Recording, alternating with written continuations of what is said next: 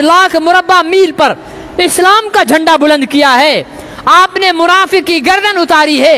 आपके कहे हुए फैसलों की ताईद में वही खुदाबंदी आई है। आपको महबूब रब्बे कायनात ने फारूक आजम का खिताब दिया है। तो इसलिए मैंने कहा कि आप अबू बकर से आगे हैं। हजरत उमर ने, सब कहो रज़ी अल्लाह ताला अन्हु, फरमाते हैं, कहने लगे कि अरे भाई मैं उमर इस बात पर भी तैयार हूं। ध्यान से बात सुनना। फरमाया मैं उमर इस बात पर भी तैयार हूं कि मैं अपनी और अपने खानदान की जिंदगी की नेकियां, समझ रहे हो, मैं अपनी और अपने खानदान की जिंदगी की नेकियां अबू बकर को देने के लिए तैयार हूं।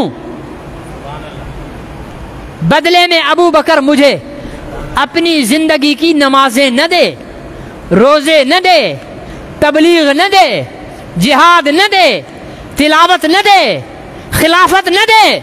बदले में अबू बकर मुझे अपनी जिंदगी का एक रात और दिन दे दे। एक रात और यहां सारी जिंदगी, हाँ, यहां सारी जिंदगी की नेकियां। अब यूं समझ लें, समझाने के लिए तमसीली तौर पर आपके सामने मंजर कशी करने लगा हूं। अबू हजरत उमर ने कपड़ा बिछाया, अपनी नमाजें, बीवी की नमाजें, बेटे की नमाजें, बहू की नमाजें, पूरे खानदान की नमाजें वहां रख दी। फिर सारे जिहाद वहां रख दिए, फिर सारे हज वहां रख दिए, फिर ज़कातें भी रख दी, फिर तबलीग भी रख दी, फिर मस्जिद की इमामत भी रख दी, फिर कुरान की तिलावत भी रख दी, फिर रोजे हज ज़कातें भी रख दी। फिर उसकी गठड़ी बांधी, गठड़ी बांध कर कंधे पे रखी। अबू बकर के दरवाजे पर पहुंचे। अबू बकर ये गठड़ी ले लें, ये गठड़ी ले लें, ये इतनी बड़ी गठड़ी है। अबू बकर ये ले लें, वो जो तुम्हारे हाथ में छोटी सी गठड़ी है ना, नहीं समझ रहे, वो जो छोटी सी गठड़ी है ना, वो मुझे दे दें। तो मैं चौंक गया। मैंने कहा अमीरुल मोमिनीन इतनी बड़ी गठड़ी दे रहे हैं, अबू बकर के हाथ में इतनी सी गठड़ी है, हाँ इतनी सी गठड़ी है, वो ले रहे हैं, क्यों, किस लिए? जरा अपनी गठड़ी खोलो तो सही, मैं देखूं तो है क्या इसमें। जब गठड़ी खोली तो देखा कि खुशू व खुजू की नमाजें हैं। जब गठड़ी खोली तो जिहाद में शहीद होने के जज्बे हैं। जब गठड़ी खोली तो रिक्कत के साथ कुरान की तिलावत है। जब गठड़ी खोली तो हर नेक अमल है। जब गठड़ी खोली 22 लाख मुरब्बा मील की फुतूहात हैं, वो सारे मैंने उमर की गठड़ी में देखे। फिर अबू बकर सिद्दीक से अर्ज किया, हजरत आप अपनी पोटली तो खोले, छोटी सी जो पोटली है उसको जब मैंने देखा तो उसमें नमाज नहीं थी, उसमें रोजा, उसमें हज, उसमें जिहाद, उसमें तबलीग नहीं थी। जब मैंने वो खोली पोटली तो मुझे नजर आया कि हुजूर अपने ऊंट पर सवार हैं, अबू बकर सिद्दीक भी हैं। हुजूर अलैहिस्सलाम और अबू बकर सिद्दीक चल रहे हैं गारे सौर की तरफ पैदल। अबू बकर सिद्दीक दौड़कर आगे आ जाते हैं, दौड़कर पीछे जाते हैं, फिर दाएं आ जाते हैं, फिर बाएं आ जाते हैं। सरकारे दो आलम फरमाते हैं, अबू बकर क्या हुआ, एक तरफ होकर नहीं चलते हो, एक तरफ होकर चलो ना। अर्ज किया, आका आपके सर की कीमत काफिरों ने सोने और चांदी और सुर्ख ऊंटों का बदले में इनाम रखा हुआ है। दिल में ख्याल आता है कहीं कोई दुश्मन, दुनिया का भूखा कुत्ता सामने बैठा हो, आप पर तीर चलाए। दौड़कर आगे आता हूं कि तीर अबू बकर के सीने पर लगे और मेरे महबूब महफूज रह जाएं। यही सोच कर दाएं आता हूं, बाएं आता हूं, आगे पीछे चलता हूं। हुजूर अलैहिस्सलाम ने हाथ उठा लिए, फरमाया अल्लाह अबू बकर से मैं भी राजी हूं, तू भी राजी हो जा। मैंने उस पोटली को और कुरेदा, मैंने देखा ये पैदल जोड़ी गारे सौर के पहाड़ के किनारे पर पहुंची है। 3 मील का फासला है, 3 मील की बुलंदी है।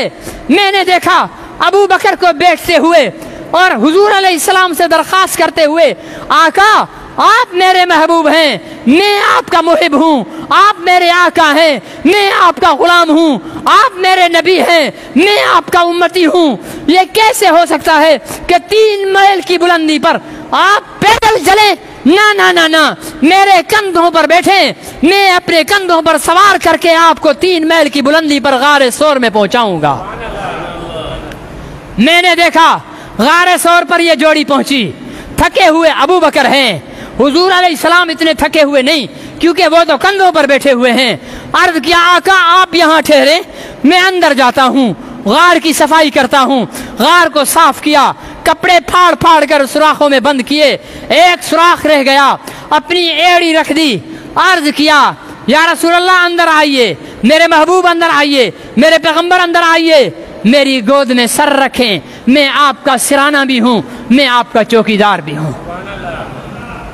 میں نے جب اس پوٹلی کا غور سے مطالعہ کیا، مجھے ایک بھی نماز نظر نہیں آئی، مجھے عشق رسول نظر آیا، مجھے ایک بھی روزہ نظر نہیں آیا، مجھے محبت رسول نظر آئی، مجھے ایک بھی جہاد نظر نہیں آیا، صرف پیغمبر پر قربان ہونے کا جذبہ نظر آیا۔ یہی تو میرے بھائیوں رونے کا مقام ہے۔ ہمارے اندر نماز تو آ گئی ہے، ہمارے اندر روزہ تو آ گیا ہے، ہمارے اندر جہاد تو آ گیا ہے، ہمارے اندر تبلیغ تو آ گئی ہے، ہمارے مدرسے بھی بہت بن گئے ہیں، ہمارے گلی گلی میں مسجد بھی بن چکی ہے، ہمارے ہر شہر میں کئی خانقاہیں بھی کھلی ہوئی ہیں، مجاہدین بھی جہاد پر لگے ہوئے ہیں، علماء بھی سیاست میں کردار ادا کر رہے۔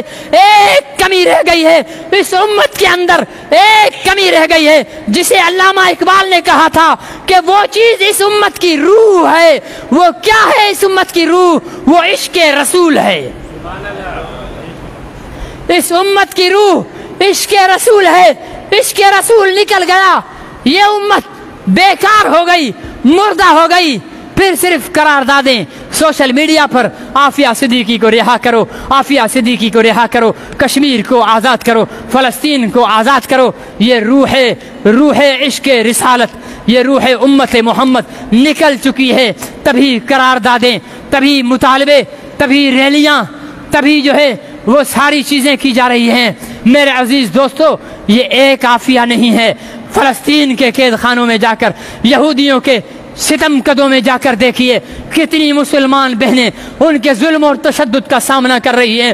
کشمیر کے جیلوں میں جا کر دیکھو، وہاں پر کتنی مسلمان مائیں اور بہنیں دریاؤں میں اور کنوؤں میں اپنی عفت اور عظمت بچاتے ہوئے چھلانگیں لگا رہی ہیں۔ یہ لاشیں، یہ لٹی پٹی عزتیں، یہ آپ کے اور میری بے حسی کا رونا رو رہی ہیں۔ یہ مائیں اور بہنیں سمجھ چکی ہیں کہ اب اس امت کی کوکھ سے